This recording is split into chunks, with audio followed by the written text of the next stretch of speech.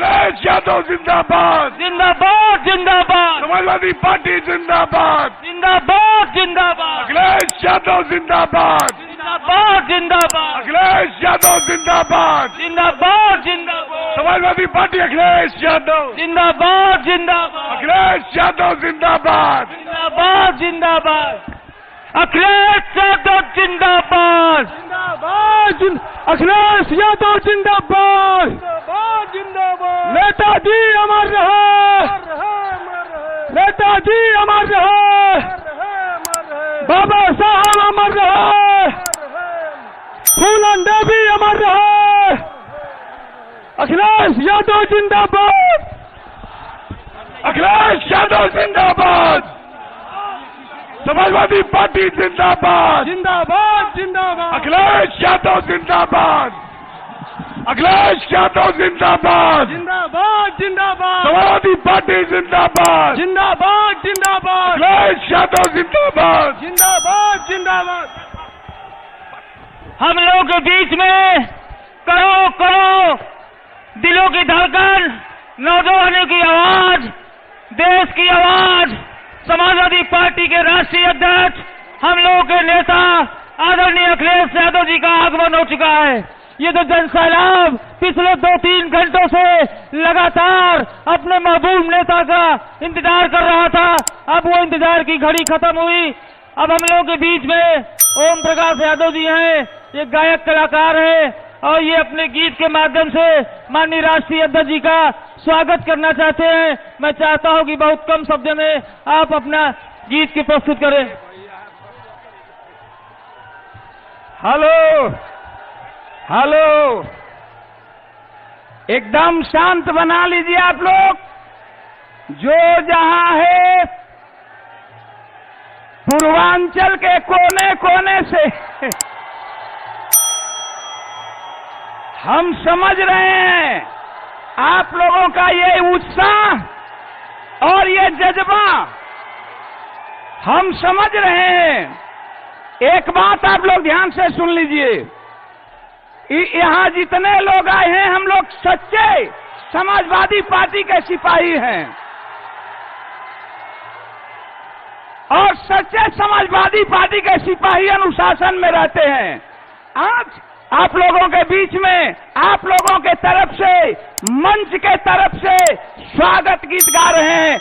आप लोग सुनिए ध्यान से, और ये गीत नहीं एक संदेश है। क्या है?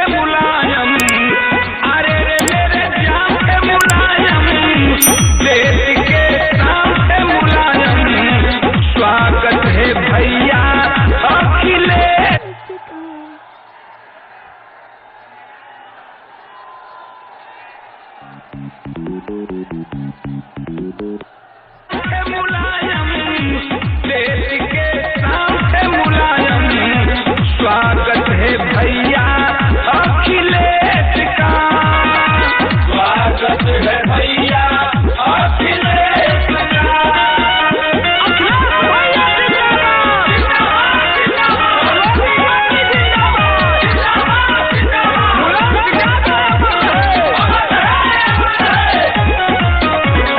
राम कहूँ या कहूँ श्याम आपको, पूजते हैं सुबह और शाम आपको, चाहती है देश की आवाम आपको, समाजवादी है सलाम आपको। मेरे भगवान के मुलायम, दिल के अरमान के मुलायम, मेरे भगवान।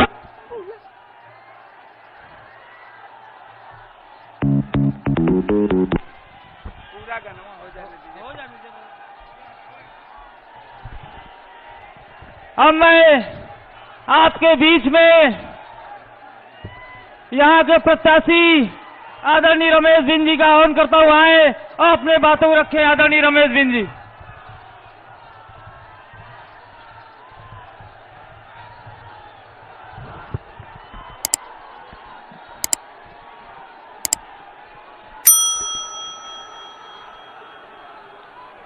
धन्यवाद साथियों। आज मिर्जापुर के इस पावन पवित्र धरती पे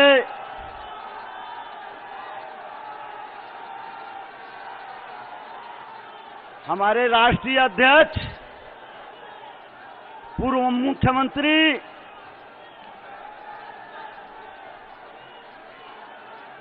नौजवानों के दिलों की धड़कन आदरणीय अखिलेश यादव जी यहां पर इस मंच पे विराजमान सभी हमारे सम्मानित नेतागण, यहां पर उपस्थित सम्मानित मिर्जापुर की जनता को मैं आज सादर प्रणाम करता हूं। साथियों, आज इस लोकसभा चुनाव के इस मौके पे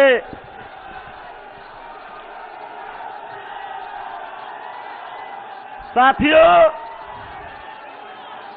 आज देख रहे हैं यहां पे भारतीय जनता पार्टी की केंद्र में सरकार है और प्रदेश में सरकार है, और उसी केंद्र कैबिनेट की बैठक की मिनिस्टर और यहां की वर्तमान सांसद एक बार नहीं बल्कि दो बार साथियों विकास की दुहाई देती रही। इसके पहले उन्होंने कैबिनेट की स्वास्थ्य मंत्री रही, लेकिन साथियों आज 10 साल से यहां पे मिनिस्टर रही, लेकिन साथियों आज यहां पर विकास नहीं हुआ। साथियों आज स्वास्थ्य की वही रवैयत जो पहले था वो आज वही रवैयत है। साथियों पहले भी था, आप लोगों ने देखा कोई स्पेशलाइजेशन यहां पर नहीं था, और आज भी वही दशा है। साथियों आज अगर किसी प्रकार कोई एक्सीडेंट हो जाता है या कार्डियक अटैक पड़ जाता है, जिला अस्पताल में कोई इलाज नहीं होता। साथियों तुरंत ले जाने पे रेफर होता है। साथियों विकास तो मानता तब कि कांग्रेस के रिजिम में मिर्जापुर जो आज यहाँ पे बरकछा में एक कार्यक्रम रखा गया है, राजीव गांधी इंस्टीट्यूट यहाँ पे है, लगभग 3000 एकड़ जमीन है। साथियों अगर इसमें एम्स बना होता तो साथियों निश्चित रूप से मिर्जापुर का विकास होता। साथियों लेकिन आज कैबिनेट मिनिस्टर होने के बावजूद यहाँ पे कोई ध्यान नहीं दिया गया। साथियों आज वर्तमान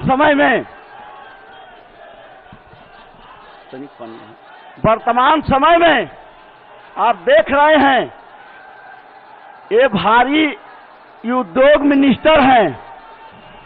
अभी कुछ दिन पहले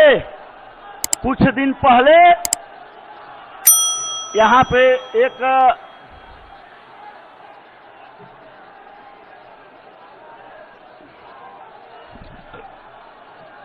प्रधानमंत्री जी आपके बीच में आने का काम किए थे। 10 साल के पहले भी यहाँ पे आए थे और उन्होंने मिर्जापुर का जिक्र किया था, और मिर्जापुर का जिक्र कहाँ किया था? वही चिमनी को दिखाई देने का काम किया था। साथियों कि वही चिमनी के उन्होंने कहा था कि ये चिमनी में धुआं आता है कि नहीं आता है।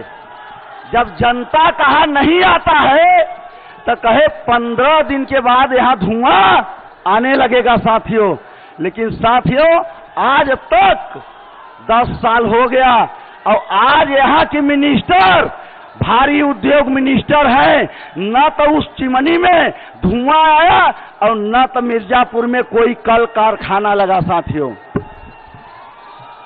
साथियों आज तक एक भी विकास नहीं हुआ। इतना तो छोड़िए, आज तक साथियों जो भी विकास हुआ है, आप बता दूं, जो आज भटौली का पुल और चुनार का पुल की इन्होंने दोहाई देते हैं, अगर वो पुल अगर बना है, अगर उसका कोई श्रेय जाता है तो आदरणीय मुलायम सिंह यादव को जाता है। साथियों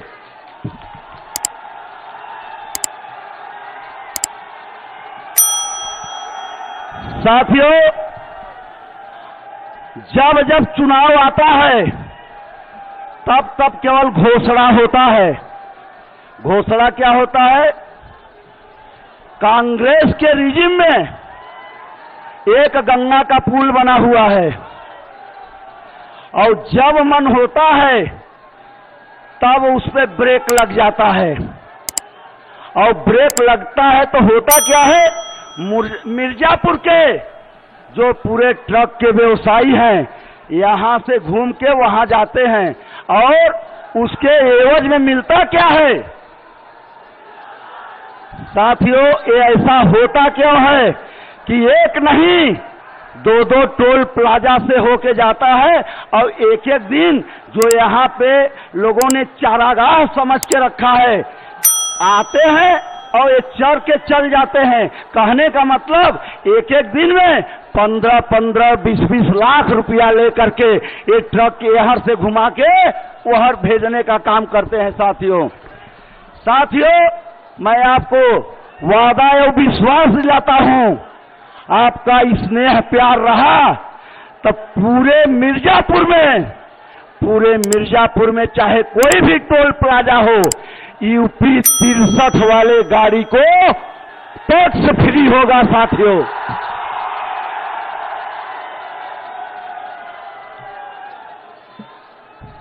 साथियों जब चुनाव आएगा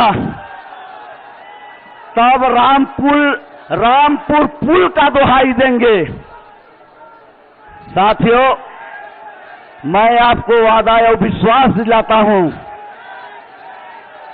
इन्होंने तो पूरे 10 साल में काम नहीं किया, लेकिन आपका स्नेह प्यार रहा तो 6 महीने के अंदर उस पे काम करवाने का, शुरुआत कराने का काम करूंगा। साथियों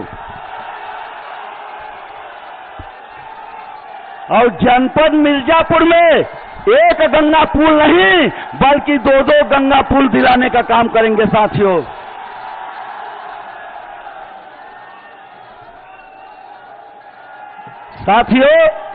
आज इन्होंने विकास की बात करते हैं, कहते हैं विकास की गंगा बहा दिया। आज जहां पर यहां पर मैं हूं 10 साल हो गए, पीने का पानी नहीं है, जाने का रास्ता नहीं है, वहां पे बिजली नहीं है। चाहे दाती बनवा गांव देख लीजिए, चाहे मंगरदा देख लीजिए, चाहे टांडा फाल देख लीजिए, चाहे मंगरमूड़ देख लीजिए, आज तक बता दीजिए साथियों कि कहीं रास्ता है?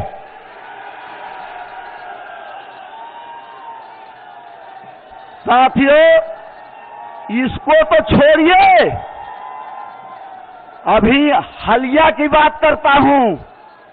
हलिया का जब चुनाव आता है तो हलिया क्षेत्र के 7 रोड हैं और लगभग 15 किलोमीटर है। यहां के राष्ट्रीय महासचिव और यहां के जनप्रतिनिधि जब चुनाव आएगा तो कहेंगे कि ये मौका दे दीजिए, मैं इस रोड को बनवा दूंगा। साथियों इन्होंने आज उस रोड की क्या दुर्दशा है, वहां के लोगों की क्या दुर्दशा है, लौरियादह की क्या दुर्दशा है।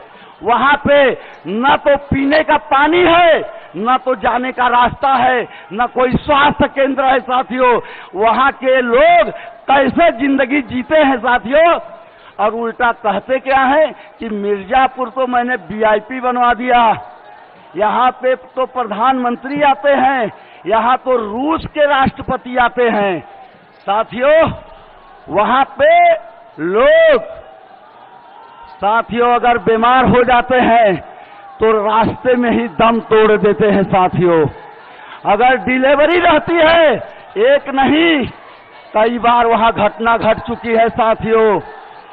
साथियों आज जो वो 7 रोड है, मैं आपको वादा और विश्वास दिलाता हूं, आपका स्नेह प्यार रहा तो मात्र 6 महीना के अंदर उस पे काम शुरुआत करा दूंगा साथियों।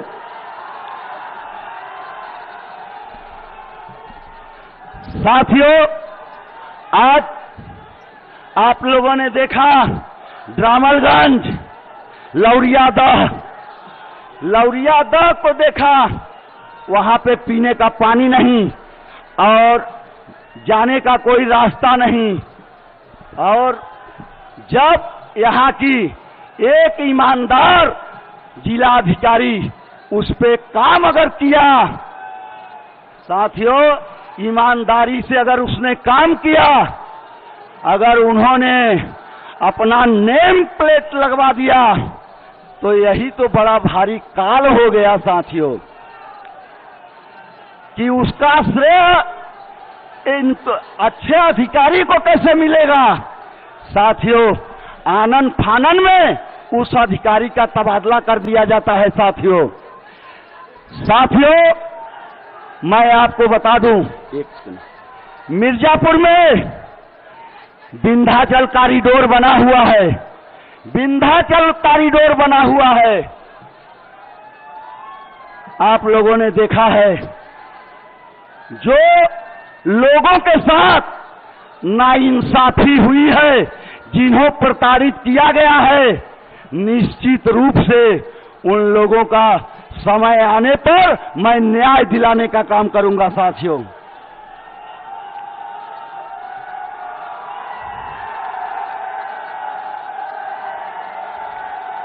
मिर्जापुर जिले में आज तक कोई इन्होंने कल कारखाना तो नहीं लगाया, लेकिन साथियों मिर्जापुर में कसरट्टी है, कसरट्टी में लोग रहते हैं और वहां काम करते हैं और यहां सरकार के द्वारा आए दिन परेशान किया जाता है।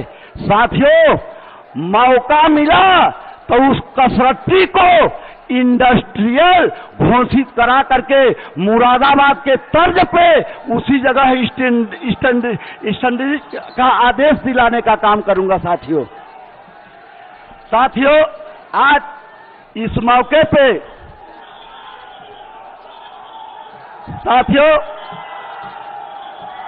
इस मौके पे इतना जरूर कहूंगा, तनिक पानी तनिक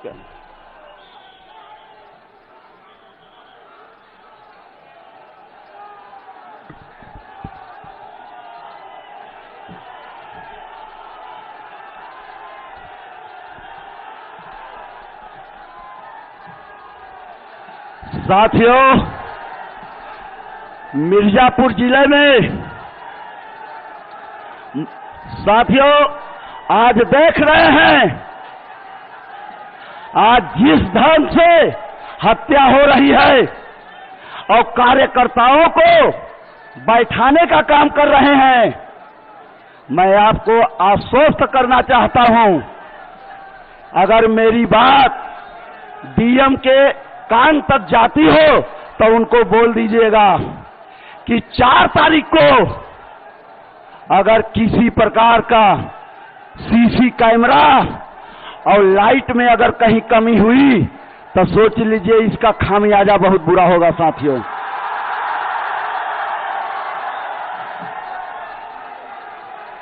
और जिस ढंग से ये कार्यकर्ताओं के ऊपर उत्पीड़न कर रहे हैं, आज जो वर्तमान समय में मिनिस्टर यहाँ के हैं, जिस ढंग से जनप्रतिनिधि को हड़काने का काम कर रहे हैं और बुलडोजर से घर गिरवाने का काम कर रहे हैं, तो एक बात याद रखिएगा, अगर ये बुलडोजर अगर चलने की अगर बात करते हैं, अगर किसी कार्यकर्ता पे अगर कोई कार्रवाई करते हैं तो सबसे पहले रमेश बिंद के सीने से गुजरेगा साथियों। यदि इस सरकार ने अगर मेरे लोगों के ऊपर अगर कोई जुल्म जास्ती अन्याय अत्याचार करती है तो ईंट का जवाब पत्थर से रमेश बिंद जरूर देगा साथियों। आज ज्यादा समय न लेते हुए आज का पूरा के पूरा समय अपने राष्ट्रीय अध्यक्ष आदरणीय अखिलेश यादव साहब को देते हुए अपनी बात को इसी जगह समाप्त करता हूं। जय हिंद, जय भारत, जय समाजवाद। अब मैं आह्वान करता हूं, जिनका इंतजार लंबे समय से जनसैलाब कर रहा था, मैं आह्वान करता हूं आदरणीय अखिलेश यादव जी का कि वह इस सभा को संबोधित करें। अखिलेश यादव जिंदाबाद, समाजवादी पार्टी जिंदाबाद, जिंदाबाद, जिंदाबाद।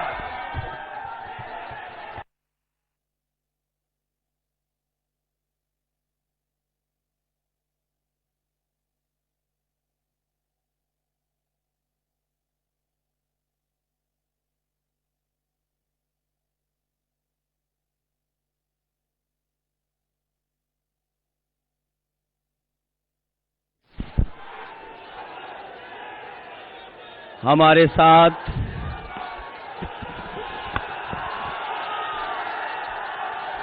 साथ मंच पर समाजवादी पार्टी और इंडिया गठबंधन के प्रत्याशी सांसद रमेश चंद्र बिंद जी,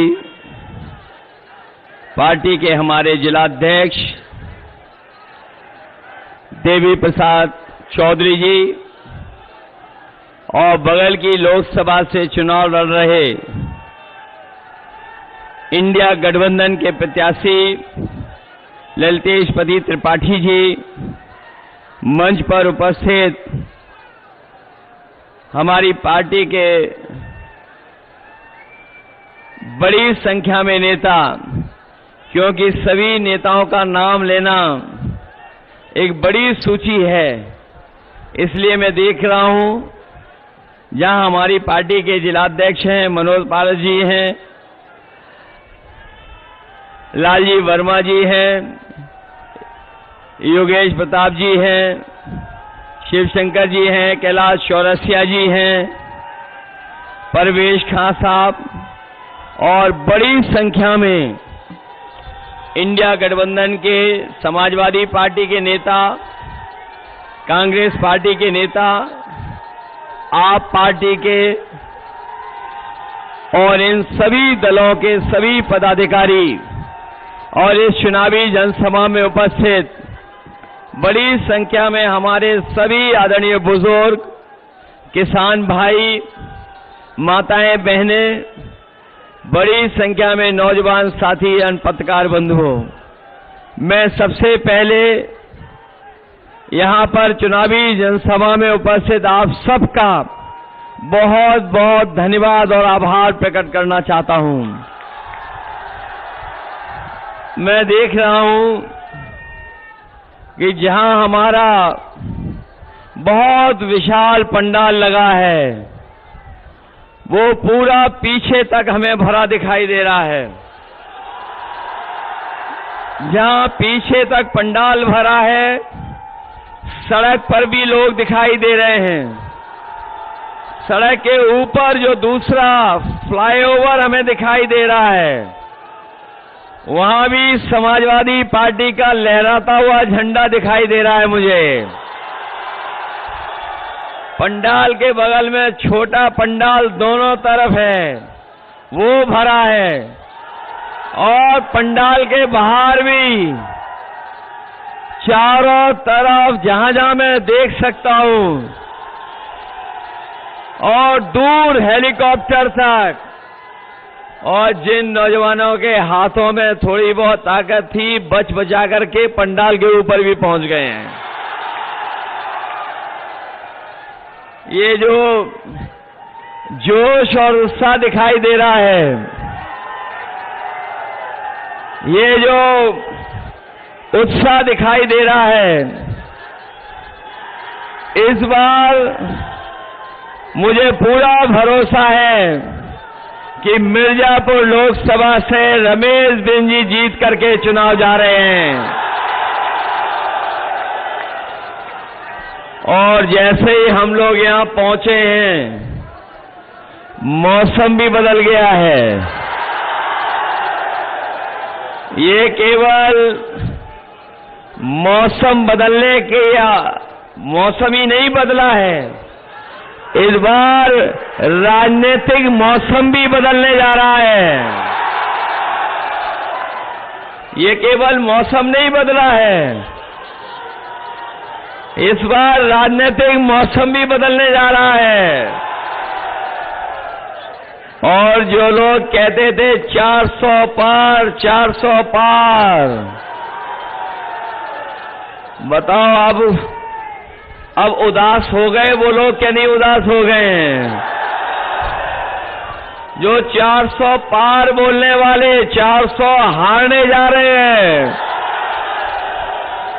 इनका ये 400 नारा हमें बाद में समझ में आया। जैसे इन्होंने 400 पार का नारा लगाया, हमें लगा कि ये 400 पार की बात कर रहे हैं, 400 सीटों की बात कर रहे हैं।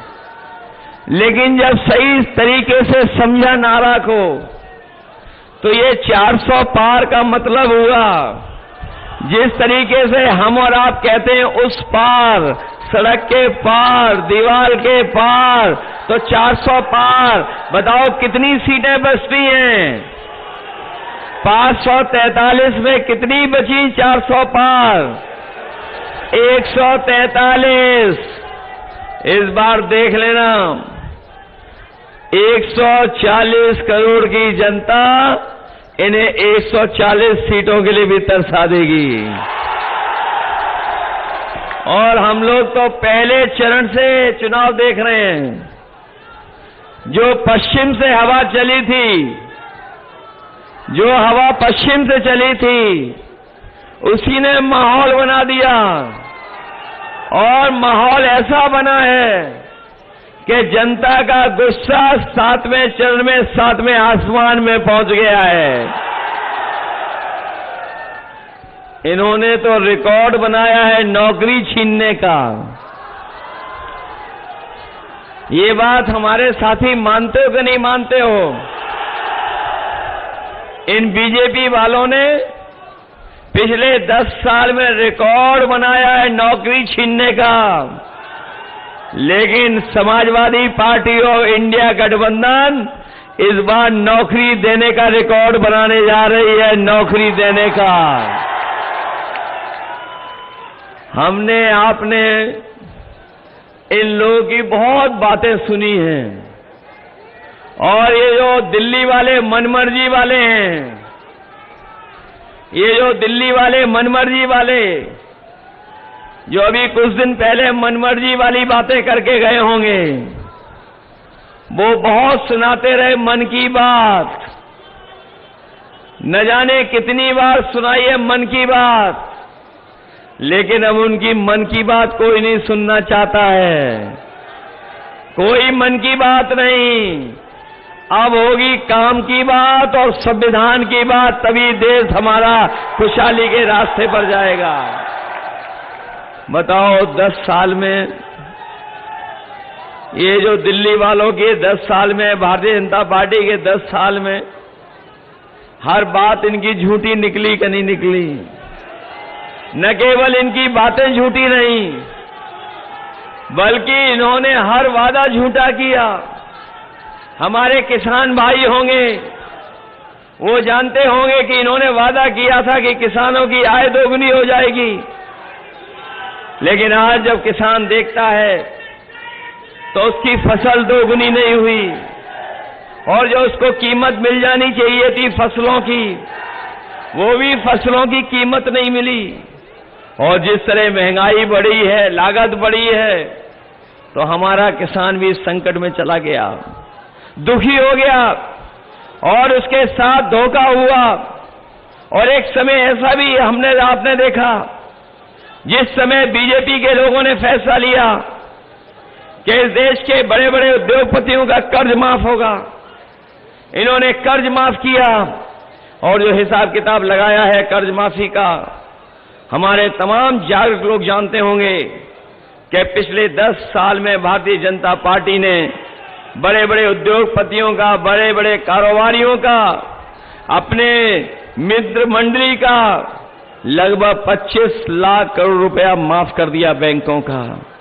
लेकिन हमारे किसानों का माफ नहीं हुआ, उन पे कर्ज बढ़ता चला गया। और जब सरकार ने नियम बनाया तो नियम ये बनाया था कि जिस भी व्यक्ति का बैंक से 5 करोड़ से ऊपर का कर्ज है उसका कर्ज माफ हो जाएगा। बड़े बड़े उद्योगपतियों का, बड़े बड़े कारोबारियों का तो 25 लाख करोड़ माफ कर दिया। लेकिन हमारे गरीब और किसान और गांव में रहने वाले लोगों का, जिनका केवल हजारों और लाखों में कर्ज है, उनका माफ नहीं हुआ। हम अपने किसान भाइयों को कह के जा रहे हैं, अपने आदिवासी भाइयों को कह के जा रहे हैं, 4 जून के बाद सरकार बनने जा रही है, आपका पूरा का पूरा कर्ज माफ करने का फैसला होगा। न केवल कर्ज माफ होगा आपका, बल्कि जो लड़ाई हमारी आपकी बहुत पुरानी है कि किसानों के अपनी फसल की कीमत के लिए कानूनी अधिकार मिले, जहां कर्ज माफ होगा वहीं कानूनी अधिकार दिला करके अपने किसानों को लाभकारी मूल्य और एमएसपी दिलाने का भी फैसला होगा। हम लोग सुनते हैं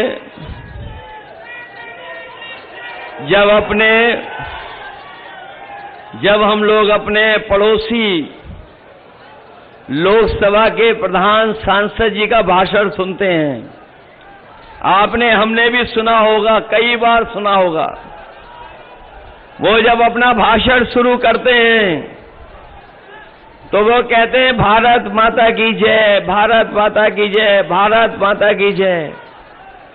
लेकिन सोचो हमारे नौजवान साथियों, इसमें तमाम वो नौजवान होंगे जो फौज की नौकरी के लिए तैयारी करते थे,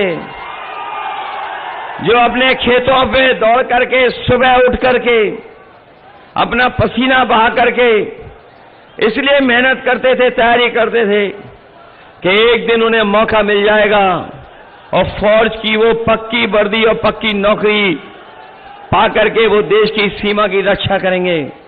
लेकिन इस सरकार ने उस नौकरी को भी खत्म कर दिया और अग्निवीर जैसी व्यवस्था लाने का काम किया है। मैं तमाम अपने नौजवानों को कह के जा रहा हूं जो फौज की नौकरी के लिए पक्की वर्दी पहनना चाहते थे, पक्की नौकरी कर करके, कि आने वाले समय में न केवल फौज की नौकरी बढ़ेंगी बल्कि अपने नौजवानों को पुरानी जो भर्ती होती थी फौज की वैसी भर्ती दिला करके अग्निवीर व्यवस्था खत्म करने का काम करेंगे। अग्नि व्यवस्था स्वीकार नहीं करेंगे। न केवल अग्निवीर व्यवस्था खत्म होगी, उसके साथ साथ जो सरकारी नौकरियां 30 लाख खाली पड़ी हैं, जो इस सरकार ने नौकरियां नहीं दी, उन 30 लाख नौकरियों को आरक्षण दे करके अपने नौजवानों का भाग्य बनाने का काम करेंगे।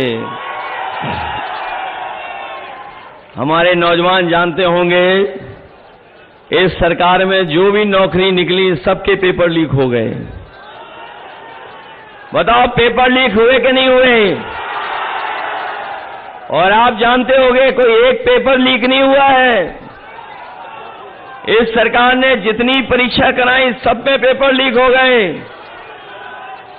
और अगर पेपर लीक की वजह से जिन नौजवानों की नौकरी छूट गई, नौकरी नहीं कर पाए, जिन्हें नौकरी मिल जाती, अगर उसी का गणित का हिसाब किताब लगा लें हम, तो आप सोचना पूरे उत्तर प्रदेश में पिछले कई वर्षों में इन्होंने जो नौकरियां निकाली थी, जिसकी वजह से नौकरियां नौजवानों को नहीं मिल पाई, पेपर लीक हुए, जिसके कारण नौजवान निराश हो गया। अगर हम उन्हीं नौजवानों के माँ बाप को भी जोड़ दें और गिनती कर लें तो गिनती बहुत बड़ी है।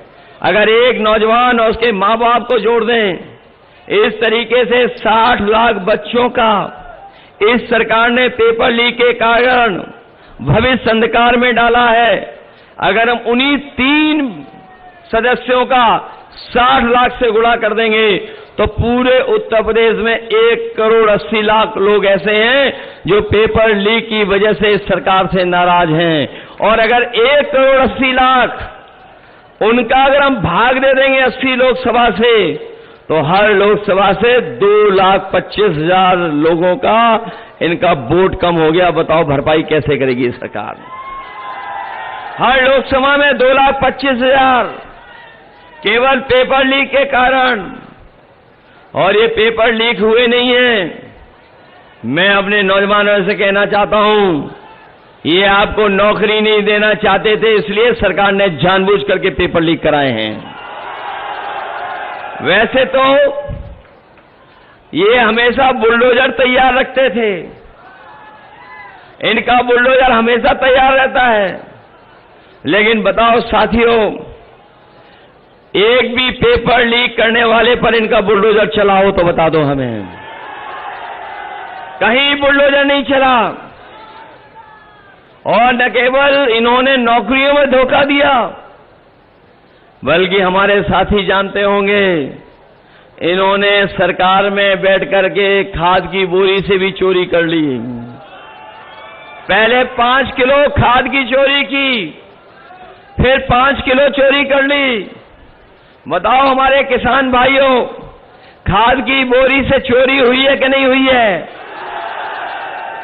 और पिछले 10 साल में 10 किलो की चोरी हुई कि नहीं हुई? और ये चोरी वाली बात कभी कभी मैं सोचता थी कहां से सीख करके आए हैं। मुझे बाद में पता लगा ये बोरी की चोरी पार्ले बिस्किट पैकेट से सीखे हैं। जिन लोगों ने पहले पार्ले जी का बिस्किट पैकेट खरीदा होगा तो इतना बड़ा खरीदा होगा, और जैसे जैसे महंगाई हुई बढ़ी और उन्होंने मुनाफा कमाना शुरू किया, तो बताओ आज पैकेट कितना बड़ा मिल रहा है? बताओ छोटा पैकेट हो गया कि नहीं हो गया? 5 बिस्किट का पैकेट हो गया कि नहीं हो गया? याद रखना, जिस तरीके से इन्होंने खाद की बोरी की चोरी की है, ये सरकार में बने रहे तो आपके बिस्किट पैकेट का जो 5 बिस्किट था 4 गायब हो जाएंगे, 1 बिस्किट का पैकेट मिलेगा आपको। इसलिए सावधान हो कि नहीं हो। न केवल इन्होंने महंगाई बढ़ाई खाद की बोरी की चोरी करके, बल्कि बताओ हर जरूरत की चीज महंगी हो गई कि नहीं है? आपका डीजल पेट्रोल महंगा हो गया, और जो वो सिलेंडर मिला था खाना खाने के बनाने के लिए, बताओ आज गैस का सिलेंडर कितना महंगा हो गया। अब तो कोई इस्तेमाल भी नहीं कर रहा है। सुनने में आ रहा है कोई गैस सिलेंडर भरवाने भी नहीं जा रहा है। और आपकी जो मोटरसाइकिल थी बताओ कितनी महंगी हो गई। पहले कितने रुपए की आती थी, आज कितने की आ रही है? आपकी दवाइयां महंगी हो गई कि नहीं हो गई? पहले बुखार ठीक हो जाता था 500 mg की गोली खाने में, लेकिन अब बीजेपी की सरकार में जाओगे डॉक्टर के पास तो आपको 650 mg की डोलो की गोली देगा, और उस गोली खाने के बाद भी बुखार नहीं ठीक हो रहा है। बताओ दवाइयां महंगी हो गई कि नहीं हो गई? और न केवल दवाई महंगी हुई है, बल्कि इन्होंने इलेक्टोरल बॉन्ड लेकर के बताओ भ्रष्टाचार किया कि नहीं किया? और जब कोई इलेक्टोरल बॉन्ड के बारे में पूछता है तो भारतीय जनता पार्टी का बैंड बज जाता है, उनकी पोल खुल गई कि नहीं खुल गई। कोई सोचता था कि हजारों करोड़ का चंदा मिलेगा? चंदा तो हजारों में लाखों में दिया जाता है, कोई 1000 करोड़ में नहीं देता, 500 करोड़ नहीं देता कोई। लेकिन इलेक्टोरल बॉन्ड के नाम पर इन्होंने बहुतों से पैसा लूटने का काम किया है। शायद आजादी के बाद किसी राजनीतिक दल ने ऐसा भ्रष्टाचार नहीं किया होगा जैसा भारतीय जनता पार्टी ने किया है। बताओ इन्होंने लूटा कि नहीं लूटा? और आपकी जो 100 नंबर की गाड़ी चलती थी पुलिस के लिए, बताइए वो खराब कर दी ने कर दी? न केवल खराब हो गई है बल्कि जब से 100 से 112 नंबर किया है, अपने पुलिस के भाइयों ने भी रेट बढ़ा दिया कि नहीं बढ़ा दिया? भ्रष्टाचार बढ़ा कि नहीं बढ़ा? और ये जो बड़े बड़े मेडिकल कॉलेज भी बनाए हैं, क्या उसमें इलाज हो पा रहा है किसी का? ये अब आपके पड़ोसी सांसद, आपके पड़ोस के सांसद जी, जो प्रधान सांसद जी, उन्होंने जो गांव लिया था गोद, बताओ किसी को याद है कौन सा गांव गोद लिया था? सब भूल गए कि नहीं भूल गए? यहां के लोगों ने भी गोद लिया होगा कोई गांव। बताओ क्या हालत है? बताओ देश के प्रधानमंत्री जी ने कसम खा करके मां गंगा को साफ करने का फैसला लिया था। बताओ मां गंगा साफ हो गई क्या? और मां गंगा तो नहीं साफ हुई, लेकिन उस सफाई के लिए जो पैसा आया वो सब साफ कर लिया सरकार ने। और यहां तो अलग तरह का भ्रष्टाचार चल रहा है। सुना है यहां तो अलग तरह का भ्रष्टाचार चल रहा है कि रास्ता बदल करके जाना पड़ रहा है। और रास्ता इसलिए बदल करके जाना पड़ रहा है क्योंकि कुछ लोग वसूलना चाहते हैं, कुछ लोग पैसा वसूल रहे हैं। बताओ पैसा वसूली चल रही कि नहीं चल रही मिर्जापुर में? मैं देख रहा हूं कि जो लोग अच्छे दिन लाना चाहते थे वो अच्छे दिन तो आए नहीं। लेकिन एक बात हम लोग जानते हैं कि 4 जून को जब भारतीय जनता पार्टी हारेगी तो सुनहरे दिन आएंगे, लेकिन खुशियों के दिन भी आएंगे। बताओ खुशियों के दिन लाना चाहते हो कि नहीं लाना चाहते हो? और अब तो परेशानी और जो संकट के दिन हैं, ये दुख दर्द के दिन और संकट के दिन खत्म होने वाले हैं कि नहीं खत्म होने वाले हैं? अरे मिर्जापुर में तो मैंने सोचा था कि बहुत विकास हो गया होगा। बताओ 10 साल से कितने नौजवानों को नौकरी मिली है? बताओ हमें नौजवान साथियों, कितनों को रोजगार दे दिया 10 साल में?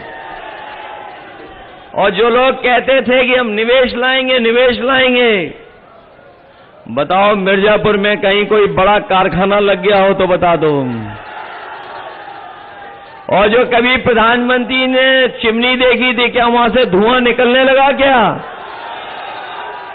क्या वो ऐसे ही खड़ा है कि नहीं खड़ा है? और कहते थे कि यहां पर बहुत पुश्तैनी कारोबार है, बहुत पुश्तैनी काम होते हैं, उनके लिए हमने योजना बनाई है। बताओ कोई योजना बनी हो तो बता दो हमें। हमें तो लगता है इस बार मिर्जापुर वाले लोग इनके पैरों के नीचे से कारपेट खींचने वाले हैं। इसलिए मदद करोगे आप लोग? ऐसा तो नहीं कि डर जाओगे किसी के डराने से। और ये जो बीजेपी वाले आखिरी वक्त पे मैनेजमेंट करते हैं, आखिरी वक्त पर जो मैनेजमेंट करते हैं, उसमें तो नहीं उलझ जाओगे आप? अपने बूथ पे जाओगे कि नहीं जाओगे? और अगर कोई डराए और आपको बूथ पे जाने के लिए रोके तो ऐसा तो नहीं कि रुक जाओगे आप लोग? वोट डालने जाओगे आप लोग? और सुनने में आया है कि जो लोग परिवारवाद की बातें करते थे, यहां तो बहुत बड़ा परिवार राज कर रहा है। यहां भी तो राज कर रहा है परिवार। बताओ, यहां भी तो राज चल रहा है कि नहीं चल रहा है? हमारे गरीब भाइयों को याद होगा जब 2022 का चुनाव था, इन बीजेपी वालों ने राशन में न जाने क्या क्या देने का काम किया था। याद होगा राशन में क्या क्या दे रहे थे? पहले दाल दे रहे थे, नमक दे रहे थे, चना भी दे रहे थे, रिफाइंड तेल भी दे रहे थे। और बताओ राशन में आजकल क्या दे रहे हैं? बताओ, राशन में कटौती हो गई कि नहीं हो गई कटौती? राशन में गरीबों को क्या मिल रहा है? पता नहीं क्या दे रहे हैं राशन में आजकल।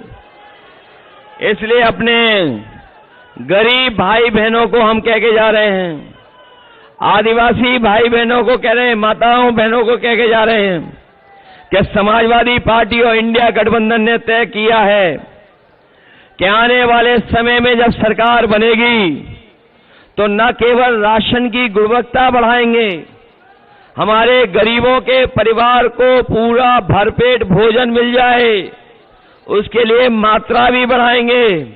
और जिस तरीके से संपन्न लोग आजकल बाजार का पैकेट का आटा खरीद करके खा रहे हैं, जो गुणवत्ता में भी बेहतर है, पौष्टिक भी है, हम अपने गरीबों को आने वाले समय में राशन को बढ़ाने का तो काम करेंगे ही करेंगे, उसके साथ साथ पैकेट का आटा और डाटा भी फ्री देने का काम करेंगे।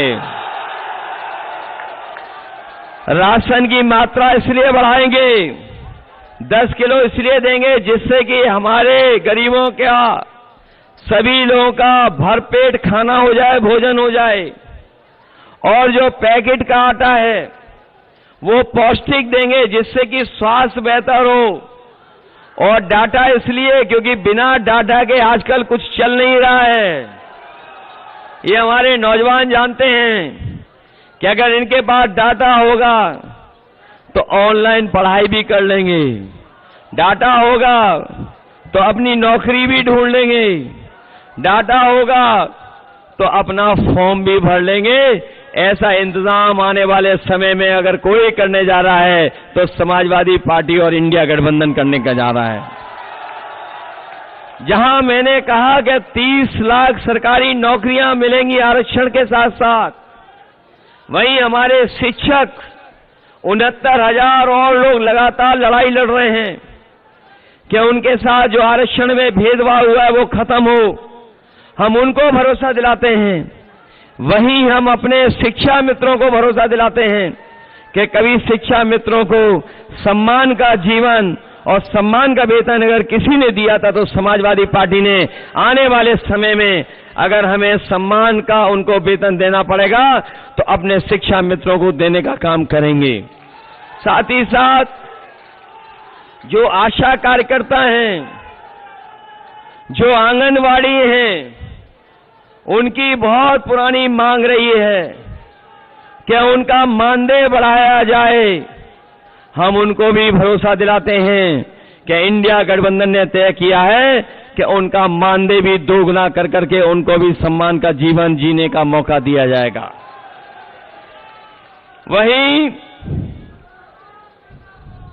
वहीं जो हमारे मजदूर हैं, मनरेगा वाले जो मजदूरी करते थे, उसके लिए भी इंडिया गठबंधन ने तय किया है।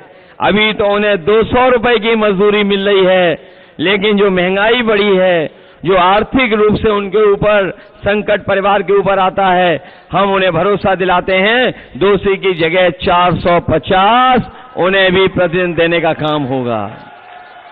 इसलिए मदद करोगे सब लोग। ये लड़ाई तो समझ में आ गई है, चुनाव किसका है। ये चुनाव जहां हमारे आपके भविष्य का है, वहीं आने वाली पीढ़ी के भविष्य का चुनाव भी है, और साथ ही साथ ये संविधान बचाने का चुनाव भी है। इसलिए संविधान बचाओगे आप लोग। यही संविधान है जो हमें अधिकार दिलाता है, यही संविधान है जो हमें न्याय दिलाता है, यही संविधान है हमें और आपको आगे बढ़ने का मौका देता है, यही संविधान है जो हमारे लिए संजीवनी है। लेकिन ये भारतीय जनता पार्टी के लोग जो 400 पार का नारा दे रहे थे, वो संविधान को बदलना चाहते थे। लेकिन अब हमें भरोसा है अपनी जनता पर कि जो लोग संविधान बदलने को निकले हैं, उन सबको बदलने का काम ये जनता करेगी। बताओ, बदलोगे ना कि नहीं बदलोगे? और हमें तो ये यहाँ के बीजेपी के सांसद तो कमाल के लगते हैं, जिन्हें ईमानदार कोई पसंद ही नहीं है। अगर कोई ईमानदार अधिकारी है तो वो रुक नहीं सकता है।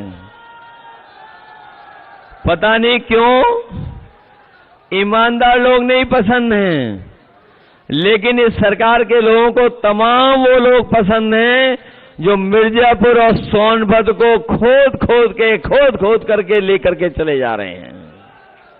और याद होगा आपको, ये वही सरकार वाले लोग हैं जो कहते थे न खाएंगे न खाने देंगे। याद है कि नहीं याद है? क्या कहते थे कि न खाएंगे न खाने देंगे, लेकिन ऐसा खाया है कि डकार भी नहीं ली, और इलेक्ट्रोल बॉन्ड का सब पैसा डकार गए, पूरा डकार गए कि नहीं डकार गए। इसलिए हम आपको सावधान करने भी आए हैं। वहीं अपनी माताओं बहनों को कह के जा रहे हैं। किसी समय पर नेताजी और समाजवादी पार्टी ने उनके सम्मान के लिए हम लोगों ने समाजवादी पेंशन दी थी। बहनों को पढ़ने के लिए कन्या विद्याधन 30,000 रुपए की मदद करते थे।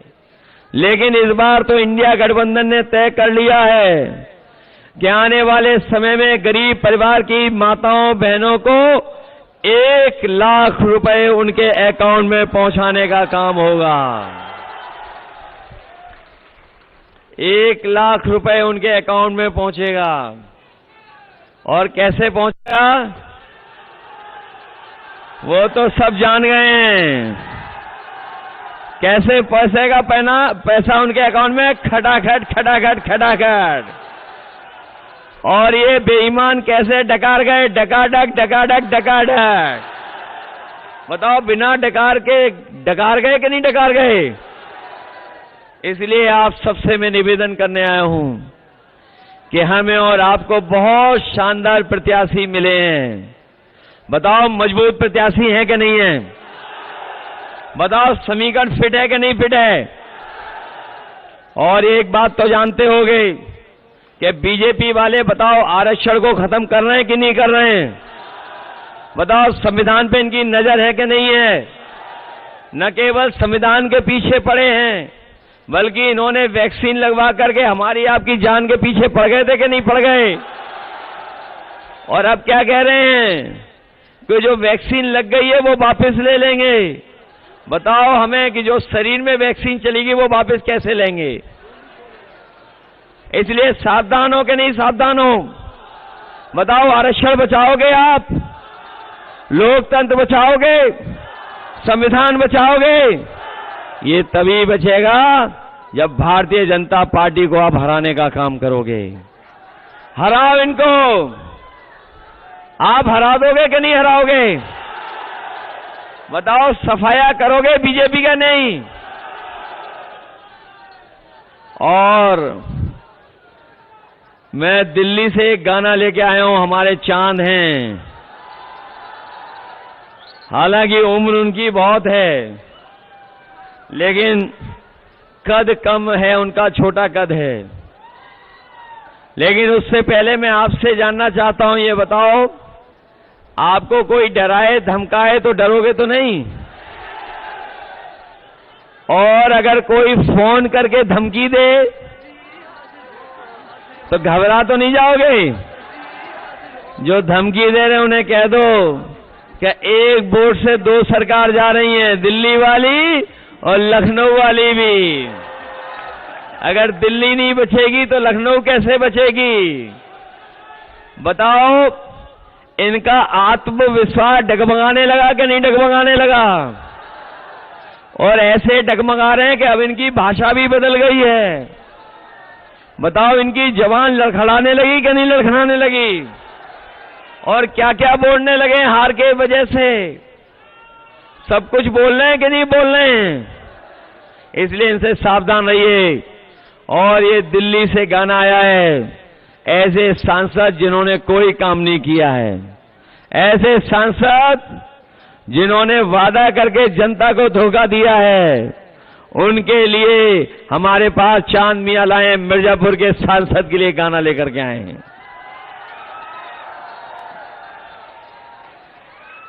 जाइए।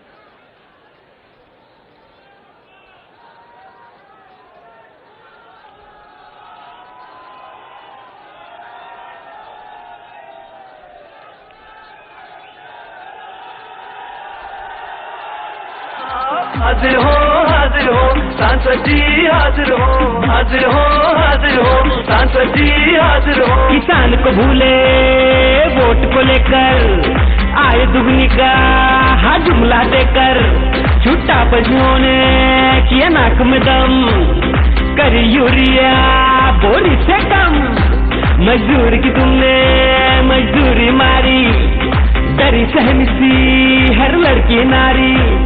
बिन बिजली के अरे खड़ा है खंबा, बिन पानी के नल का बम्बा। जेब भरी पर भरा न गड्ढा, बिन दवा इलाज पर जान दद्दा। दुगना हुआ महंगाई से खर्चा, लीक हुआ एग्जाम का पर्चा। बेरोजगारी और बेकारी, लगी नौकरी भी गई हमारी।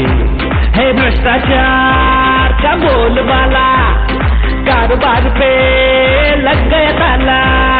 झूठे निकले संसद के वादे, जनता से फिर से अब भागे भागे। गुस्से में जनता ने यही पुकारा, अब ऐसा संसद नहीं दोबारा, नहीं दोबारा, नहीं दोबारा, नहीं दोबारा। अब ऐसे सांसद खारिज हो, खारिज हो, खारिज हो। अब ऐसे सांसद खारिज हो, खारिज हो, खारिज हो। अब ऐसे सांसद खारिज हो।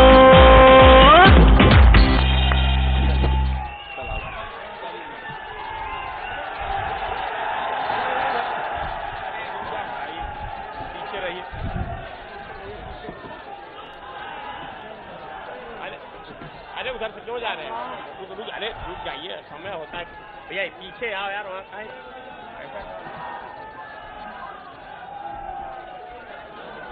आराम से रुको भैया।